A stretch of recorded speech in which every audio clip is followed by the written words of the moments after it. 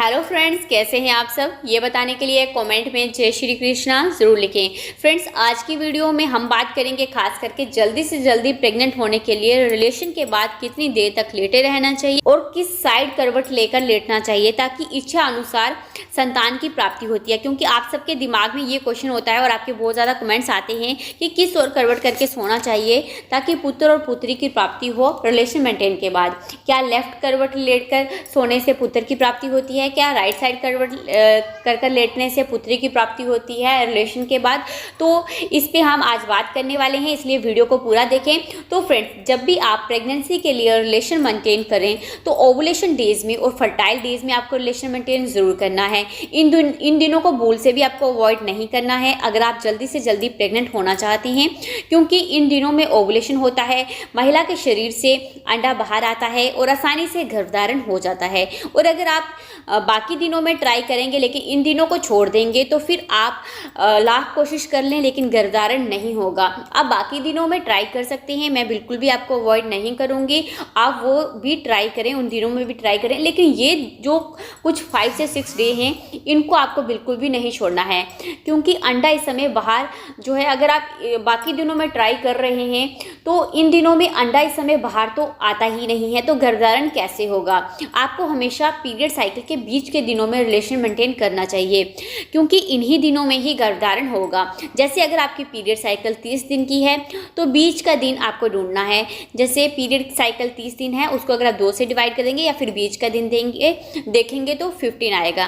तो 15वें दिन आपको ट्राई करना है, लेकिन 15वें दिन से जो पहले पीरियड के 15th डे से जो पहले के 3-4 दिन होते हैं उसमें भी आपको रिलेशन ज़रूर मेंटेन करना है।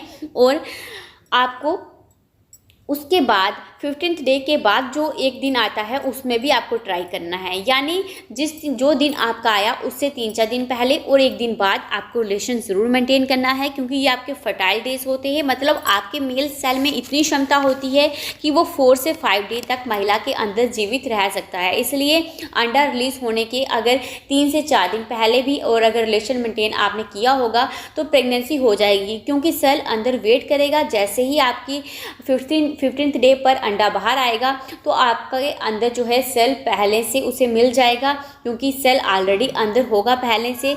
ये उन लोगों के लिए जिनकी पीरियड साइकिल 30 दिन की है, जिनका ओवुलेशन 15th डे में होता है, और जिनकी पीरियड साइकिल 28 दिन की है उनका ओवुलेशन 14th डे होगा। और उन्हें भी इसी पैटर्न को फॉलो करना है। आपका जो दिन आया उससे 3-4 दिन पहले और एक दिन बाद भी आपको ट्राई ज़रूर करना है।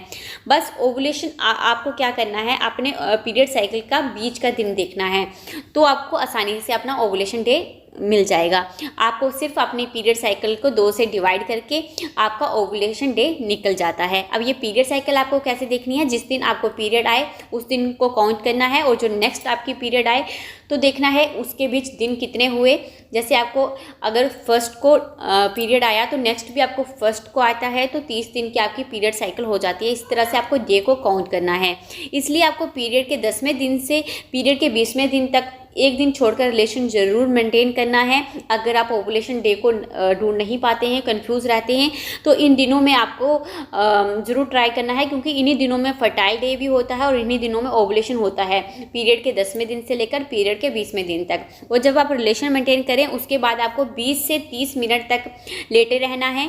आप leg of the wall position भी इस टाइम पे कर सकते हैं, क्योंकि इस time leg of the wall position करने से क्या होता है, जो आपके मेल पार्टनर के सेल होते हैं वो बहुत तेज़ी से अंदर की तरफ जाते हैं एग को फर्टिलाइज करने के लिए।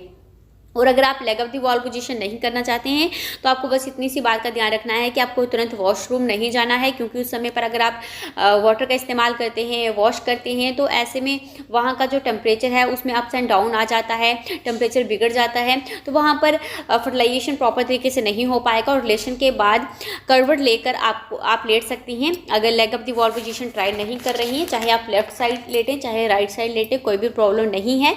लेकिन प्राचीन काल से ये बात की जाती है चाहिए कि अगर रिलेशन के बाद अगर आप लेफ्ट करवट लेकर सोएं तो बेबी गर्ल होती है, और अगर राइट करवट लेकर सोते हैं तो बेबी बॉय होता है।